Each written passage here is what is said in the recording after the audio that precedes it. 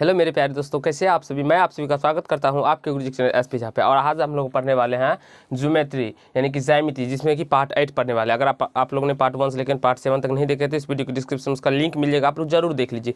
जिसमें कि मैंने आप लोगों के लिए बहुत ही अच्छे नोट्स पॉइंट के बारे में लिखाया हूँ, बताया हूँ और बहुत ही अच्छे तरीके से समझाया हूँ। जिसमें कि रेखा कोण, बिंदु, रेखा के प्रकार, कोण के प्रकार, ये सभी हम लोग कर लिए थे। आज हम लोग समझने वाले हैं त्रिभुज में।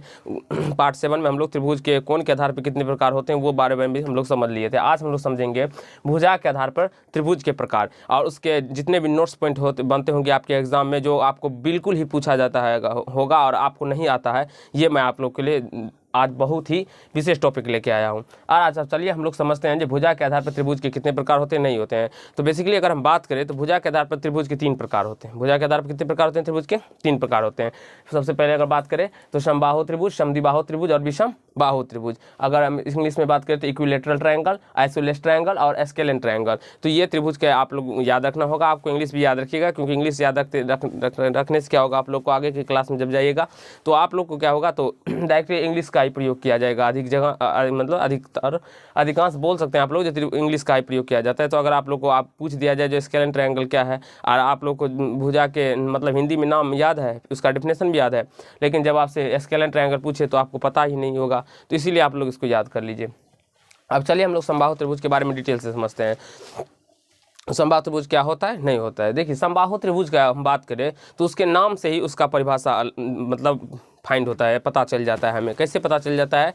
देखिए, नाम से ही डिफाइंड हो जाता है। कैसे? देखिए, सम का मतलब करते हैं तो सम का मतलब क्या होता है ना, हम लोग क्या बोलते हैं, किसी सभी बच्चे को समान देना यानी कि बराबर देना होता है ना बाबू। सम बाहु त्रिभुज, सम यानी कि बराबर, बाहु यानी भुजा, बाहु यानी भुजा, त्रिभुज मतलब 3 भुजा। तो ऐसा त्रिभुज जिसका 3 भुजा बराबर हो समबाहु त्रिभुज कहलाएगा। बेसिकली सिंपली से परिभाषा आप इसे याद रख सकते हैं, जो ऐसा त्रिभुज जिसका तीनों भुजा बराबर हो समबाहु त्रिभुज कहलाता है। आप यहाँ पे देख सकते हैं, ऐसा त्रिभुज जिसका तीनों भुजा तथा तीनों कोण बराबर हो। आप तीनों कोण भी हम लिख दिए हैं याद करने के लिए, लेकिन अगर 3 भुजा अगर केवल आप लिख लेते हैं तो वो भी सही है, गलत नहीं है।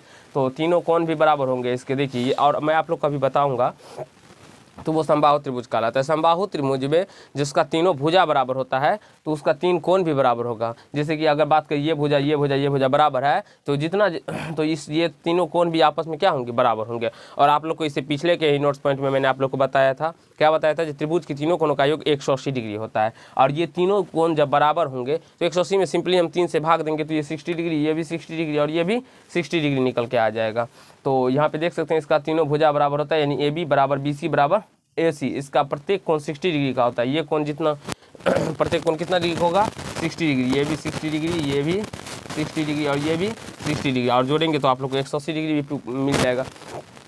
अब यहाँ से देखिए, समबाहु त्रिभुज एक न्यून कोण त्रिभुज भी होता है। अब न्यून कोण त्रिभुज क्या होता है, अभी पिछले पार्ट में ये आप लोग को बताए थे, जो ऐसा त्रिभुज जिसका तीनों को 90 डिग्री से छोटा हो। तो यहाँ पे अगर हम बात करें तो तीनों को 90 डिग्री से छोटा है, तो ये क्या हो गया मेरा, तो न्यून कोण त्रिभुज भी हो सकता है।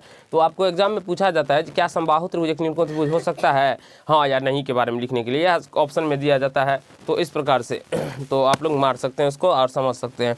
तो आशा करता हूँ समबाहु त्रिभुज के इक्विलेटरल ट्रायंगल के सारे पॉइंट्स आपको समझ में आ गए होंगे। बाद में कि क्षेत्रफल, परिमाप, ये सभी आप ऊंचाई, ये सभी आप लोग को जब हम मेंसुरेशन पढ़ाएंगे तब भी उसमें बता देंगे। फिलहाल अगर समबाहु त्रिभुज का क्षेत्रफल का बात करें तो √3/4 गुना भुजा स्क्वायर होता है। ये अभी हमको नहीं पढ़ना है, ये मैंने आप लोग को पीछे पढ़ा भी दिया हूँ। अगर आप लोग नहीं देखे हैं तो 2D to 3D करके फॉर्मूला रिविजन करके है, तो आप लोग देख लीजिएगा। अब चलिए समद्विबाहु त्रिभुज को समझते हैं। सम, देखिए इसके नाम से ही इसका डिफिनेशन डिफाइंड हो जाता है। जैसे कि सम द्विबाहु, सम मतलब बराबर, द्वि मतलब 2, और बाहु यानी भुजा। ऐसा त्रिभुज जिसका 2 भुजा बराबर हो समद्विबाहु त्रिभुज कहलाएगा। ऐसा त्रिभुज जिसका 2 भुजा बराबर हो समद्विबाहु त्रिभुज कहलाता है। तो ये मेरा समद्विबाहु त्रिभुज हो गया। देखिए, ये भुजा और ये भुजा बराबर है आपस में, और ये अलग है। तो इसमें क्या कंसेप्ट होते हैं, तो इसमें कंसेप्ट होता है जब बराबर भुजा के सामने वाले कोण भी बराबर होते हैं। जैसे कि अगर ये कोण बराबर भुजा ये है, इसके सामने का कोण ये हुआ, और बराबर भुजा ये है तो इसके सामने का कोण ये हुआ ना बाबू, क्योंकि ये दोनों तो इसी रेखा की मदद से बन रहा है ना, तो इसका सामने वाला कोण यही ना हुआ और इसका सामने वाला ये कोण, तो ये दोनों कोण भी आपस में क्या होंगे, बराबर होंगे। जैसे कि अगर हम बात करें, ये 60 डिग्री तो ये भी 60 डिग्री, ये 40 डिग्री तो ये भी 40 डिग्री, ये 10 डिग्री तो ये भी 10 डिग्री हो जाएगा ना, समझ में आ रहा है ना।